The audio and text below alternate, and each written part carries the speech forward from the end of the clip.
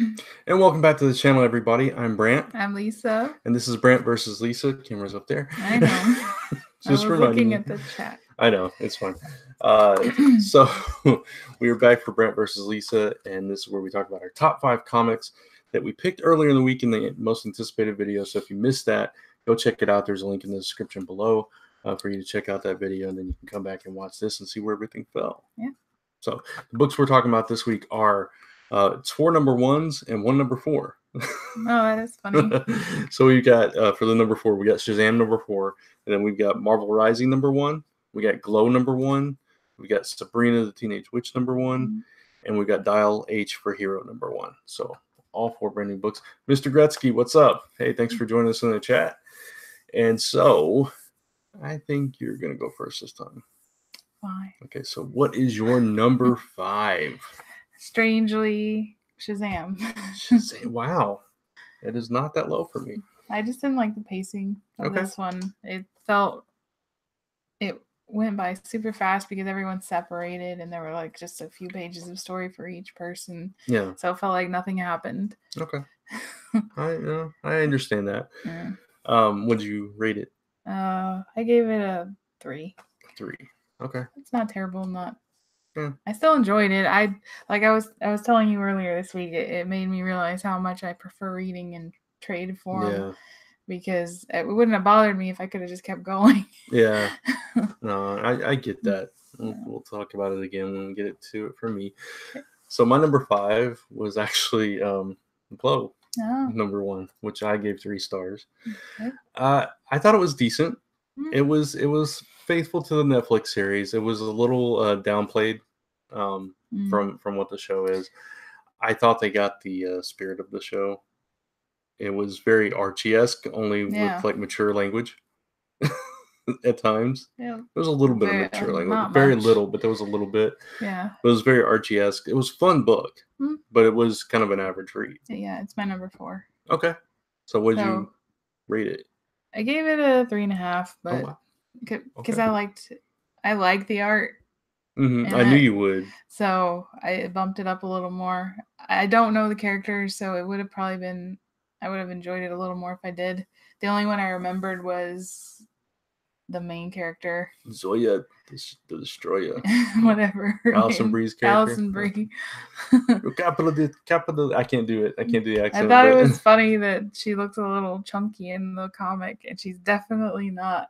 In the show, she's almost too skinny. Thinnest I've ever seen her in this show. I thought it was cute. Yeah, I liked it. I just and it, like I said, it got the spirit of the show down pat. But I guess I don't know who it is. I liked the one character that she was afraid to wrestle in front of her brothers. Yeah, she's the only wrestling fan of the whole group. Oh. And like her brothers, they actually cast actual wrestlers as her brothers, as Chavo Guerrero and Carlito were her brothers. And so yeah, she's always trying to impress them, and at the same time she's always nervous to be around real wrestlers because she doesn't think she is one. Yeah, exactly. Yeah. So it's good. It's a good dynamic. She's basically like, you know how the Rock comes from a big wrestling family. She's kind of like that. Okay. All her family are wrestlers. So I thought it was cute. Yeah. So, and I didn't mind it because I didn't have to sit through an hour of jokes that I didn't appreciate. 30 minutes. Is it 30 minutes? Yeah, 30 minute episodes. Maybe we watched 2. We must have watched 2. Day. Yeah. Yeah. So like I said, I enjoyed it. I'm going to continue reading it. I'm a fan of Glow. It's one of those books. It's like, I'd probably enjoy it more like as a casual read. It's just kind of one of those things. It's like, you know, when I'm ranking it against other stuff that I get really excited for, it's a little harder. Kind of like some of that stuff from Boom that I like, but it's like Gretzky said something for the old fart wrestler to do. Yeah, exactly. All right, so then my number 4 is Sabrina. Oh, which I gave 3.25. Okay. It's higher for you. Okay. I liked it. I did, and I said I told you right before we started recording that I'm probably being harsh this week. And it's just because I think sometimes I go easy and like, I don't know, I'm in my head a little bit too much this week because on Tuesday, it's like I had so many 4-star and 3.5-star books. I was like, man, am I being too generous here? But I really enjoyed this. I just, and I enjoyed the fact that she was trying to acclimate to the new town, and it was basically an origin story. She had just met Harvey for the first time and and there's this danger of like doing too many spells and stuff, but we didn't get enough of that backstory to understand why she couldn't or why she wasn't supposed to. So I thought there was some missing elements for it. And the art, I like Veronica Fish's art, but the coloring I wasn't a fan of. So I don't know, it was okay, it was decent, and I'm going to continue with it. I enjoyed it. So. What was your number 4 was Glow, right? Glow, yeah. All right, so what was your number 3? Dial H. Okay. Because I don't know much about it. I don't know why a telephone just popped out from thin air and why it was notifying all of the heroes and why I couldn't tell if it was a good thing or a bad thing. They seem to think it was a bad thing. So that's a good point. It kind of goes to my point about Sabrina. They didn't give you enough backstory if you're new to it. I understand it. I'll try to explain it when I get to it. I liked the kid and his story, but everything else confused me because I have no idea about the series. I know it's a thing and it's been around before, but I don't know why. All I know is I'm famous. Yeah. We'll get to that in a minute. All right, so my number 3 was Marvel Rising, number 1, which I thought could have been stronger. That's my number 2. Okay. What'd you rate it? I gave it 3.75, but it probably is a 3.5. I gave it 3 1/4. I like the previous one better, I think. The previous Marvel Rising series. The one with where they were fighting the video game girl. Yeah. I like that one better. I thought it was a stronger story, and you had more action, more narrative. Here, it felt like it was targeted towards a younger audience a little bit for me. Because it was, well, maybe not younger, but like it was talking about the importance of picking your major and you know, all that kind of stuff. The first half of the book was boring. Yeah. I mean, it was a tour of a college. Right. The only funny part is they were in their costumes and everybody was staring at them and stuff. Yeah. Mr. Gretzky says Dial H is like on its 3rd or 4th volume reboot. Yeah. Oh. Yeah, we'll talk a little bit about that in a minute when I get to it, because it's a little higher for me, obviously. Yeah. But I think overall Marvel Rising was fun. It's going to be a fun series, especially now that the action's going to ramp up and you have Morgan Le Fay involved. Right, that's why I put it higher. Yeah. Because I thought the villain is going to make it stronger. Yeah. Going forward. Right. And I liked the medieval kind of introduction. Yeah. With the spells she cast on the football players or whatever they were. Yeah. The jousters. And I like that she's going after New Adeline, which is the home of the Inhumans. Yeah. So it's going to be interesting. You got 2 Inhumans with Inferno and Miss Marvel. It was really just the college stuff that was like... which was like half the issue. Right. So it was like, it was really difficult to get through some of it. But I like the characters enough. That's why it ranked a little higher than the other 2 for me. So, all right. So what was your number 2? Oh, that was your number 2. Okay. So my number 2 is Shazam. Okay. Issue 4, which I didn't have as much of a problem as you did. And I gave it 3.5. So I'm telling you, I'm harsh on my scores this week. I didn't have as much of a problem because I knew from last issue they were going to be separated in each of the different lands and stuff. I liked that we're getting to learn more of the lands and that it broke formula to where it seemed like, okay, we're going to spend an issue or 2 in each land, and that's going to be really formulaic and boring. And they broke that up by saying, okay, we're just going to throw you 3 different lands all at once and split the characters up and kind of ramp up the tension and the stress, because some of them don't have their powers right now. Some of them are trapped and things like that. So I thought that was fun. Get that. I guess I would even prefer if they just split it, like just do a couple lands in this one and then go on to the next. Yeah. I don't know. It was just all bunched in there together. And yeah, I understand. It went from, okay, focusing all in one place to everybody's everywhere. Yeah. I get it. The pacing was a little bit off with it, but. Because I was interested in the first land. Yeah. With the animal characters and the wildlands. The wildlands and the tiger character. It opens with the tiger character, so you think you're going to spend more time there. Yeah.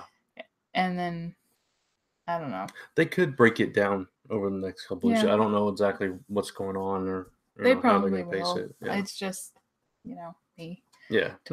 20 pages or whatever it is. It wasn't enough. No, I understand. I get it.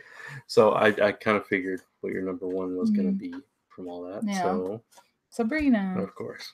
I actually really liked the art this time. Okay. I didn't mind the flat coloring on this one. Okay. And I thought it was some of her stronger art. Wow. I don't know. I really liked her Archie work. Yeah. I don't know. I liked the characters in this one a little better. I liked the her having to change her hair color. Yeah. I don't know why she's having to do that. It must be something having to do from the previous volume. I mean, I know she typically has white hair, right? Is it? I don't know. So. I assume she was blonde because she's blonde in the show. Yeah. Well, not anymore.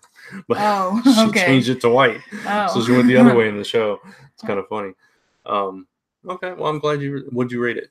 Oh, that's the one I gave a 4. Oh, that's what you gave a 4. Okay. And mainly for the art, because I really liked it this time, and I liked, like you said, that it was an origin because I've never read a Sabrina series before. This is the first time. Yeah. So it didn't bother me quite as much that there are some holes. I liked that it was lighter than the show. Yes. But it's darker than traditional Sabrina. So it's kind of in between. It's a nice balance between the two, which I really like. If they hadn't revealed that spoiler, because Gretzky says I still need to get my Sabrina. Oh, okay, never mind. If the ending hadn't been what it was, I might have ranked it a little lower. Oh yeah. Okay. Gotcha. So. Yeah. It was kind of telegraphed. It was. A little bit, but I still liked it. Interesting characters that they introduced in this. I like the new characters because I don't think we've seen those two before.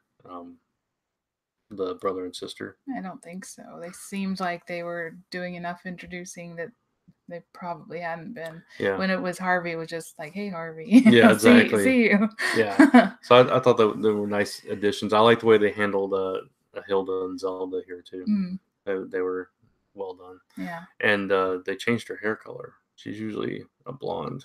Oh, both of them are usually blonde? Yeah, I think so. Oh. Or at least on the TV show with Melissa Joan Hart and the Netflix one. I think they're both. Maybe I'm wrong. Maybe Hilda's dark hair in there too. I think they were both shows. Yeah. I've only watched those first couple episodes of Sabrina, the new one. Yeah. And I never watched the Melissa Joan Hart one. Oh yeah. So I'm completely new to it. So. Cool. Mr. Gretzky, I love my Archies. Yeah, I'm not enjoying the main Archie series or Betty and Veronica as a matter of fact right now, but overall I love Archie as well. I'm still liking Archie. I know you are. Like I said, I didn't even remember it came out last week. Oh. So I totally forgot about it. All right, so obviously my number one is Dial H for Hero, which I gave 4 stars, and I'll admit it's partially because I'm famous. Now they actually use my name. The name Brant is in Dial H for Hero. Yeah. It's a terrible person. He's the main kid's uncle, Uncle Brant, he calls him, and he's running a Mayo food truck. Yeah, that was kind of weird. Gross. Yeah, disgusting. French fries made out of mayonnaise and all this garbage. Yeah, that was kind of disgusting. And I'm not even crazy about mayo, so it's. What are you thinking, Sam Humphries? I don't even know Sam Humphries. He's probably just like, oh, that's a unique name. I'll throw that in my book. But anyway, I really liked it. And I like the art a lot. I liked that it's some random kid that's kind of, in a dark place in his life. Mm-hmm. And this cool thing happens to him. Yeah. And that he gets taken on this journey. And it's kind of like when you're, I have over 1,100 Archie books. Wow. That's a lot. That's more than I have. I don't have quite that many. I do have a lot, but I think I got rid of some years ago. Anyway, when you're a kid and you're in a dark place like that, like you come from a broken home where you've lost your parents or whatever. I think you're always wishing for something to come take you away from it and kind of, give you something to hold on. And that seems like what has happened with him. Yeah. And so I kind of related to that a little bit. So I enjoy that aspect of it. And the Dial H, it's this device that obviously pops up every once in a while, and it taps into other superpowers. So he can dial H and he becomes either a new hero, or he can tap into other people's powers, and all those people that it had alerted, they had been used by it before, or they had been something they've been connected to the dial before, each one of those in some way, and shape, it or would form. take their powers away. I don't know a lot about it either, honestly. I don't think I've actually ever read one of the Dial H series. I just heard about it here and there throughout other stuff I've read. Yeah. But I think that's the way it does. It taps into other heroes' powers or something. And so when it pops up, it's they don't want it to be right, because they could be in the middle of a battle or something, and all of a sudden some dude's taking them over or something. I don't know, but it's not. It's usually not purposely. Yeah. But I know in a recent issue of it was either Action. I think it was Action Comics. Somebody had found it, and Superman was like right on top of it, and he trying to. So and then it just kind of fell out of it, obviously, because he was trying to prep it for this. Yeah. So it's going to be interesting to see what happens going forward and how it affects all those different people. But who's the guy on the phone? Oh, I don't know. Okay. Whoever's behind the dial, I guess. Like I said, I don't know enough about it myself. Okay. I'm a Marvel guy, so it's anybody in the if Mr. Gretzky, if you know anything about it, let us know, or anybody else that watches this later, let us know in the comments. I'm sure Jay will fill us in. Yeah, I'm sure Jay knows everything about Dial H. But yeah, like I said, I've only seen it pop up every once in a while, but it's an interesting concept to me that you just dial H and you suddenly get superpowers, like that monster truck thing, which was straight out of like a Liefeld comic in the 90s. I know. I didn't like that part. I didn't like it either. I thought it was funny. Yeah. At the same time. So yeah, those are our rankings. So that's where everything fell for us. And so I guess we'll be back Tuesday with another slew of books to talk about as the new books come out. And again, if you guys didn't watch our most anticipated, the reason Detective Comics did not land on this list is because it was 96 pages and you didn't want to read 96 pages for one of these so fast. Yeah, because we got to read these pretty fast to do this live show every week. So I forgot to bring this stuff to show off. Oh, you're going to show it in this video. I was talking about the other video, but we can just tell them. Yeah. Before we get into all the normal plugs and everything. A couple of things. Mr. Gretzky said, my buddy Howler Mouse, Howler Mouse, on YouTube loves Dial H. Oh, cool. Well, you should share this video with him, and he can fill us in on what Dial H is exactly all about. That'd be really cool. So before we get to the usual plugs and all that stuff, you have an announcement. A new giveaway on Monday for Little Victories here on YouTube. Our toy unboxing channel, and it's Spider-Man related. Yes. So it's amazing and spectacular, even sensational. So we're giving, for the first time, a Blu-ray away. Yes. The Into the Spider-Verse Blu-ray, along with the first Spider-Gwen trade collection. Volume 0. Volume 0. Yeah. So her origin issues. And then the toy aspect is the Spider-Gwen, what is it? Rock Candy. Yeah, Rock Candy Funko. That's my favorite series of Funkos. Funkos, yeah, the Rock So Candy. I decided to throw that one in there. So it's geared more toward a little bit older audience this time. And definitely a comic audience. So if you want Spider-Man Into the Spider-Verse and you haven't got a chance to get your own copy, you can enter this giveaway on Monday. Starting Monday. And it runs for 3 weeks, right? Yes. It'll run for 3 weeks, so you got plenty of time to enter. So look out for that on social media, Little Victories YT, across the board for updates when that goes live. Right. It's a pretty cool giveaway, I think. I'm excited about it. Yeah, me too. All right, so don't forget to hit that subscribe notification bell so you get all the updates on all the content going up to this channel. And you can follow me at Brant Fowler on Facebook and Twitter. Follow both of us at Last Number Press and Little Victories YT on Instagram. Yes. Until next time, thank you, Mr. Gretzky, for joining us live, and thank you to everybody else that watches post live. And we'll see you real soon in another video. Bye. Bye. Oh, new episode of Zone 4 tonight on Coming Frontline. Oh yeah, just a few hours. Yeah, hour and a half from now. Hour and a half. Okay.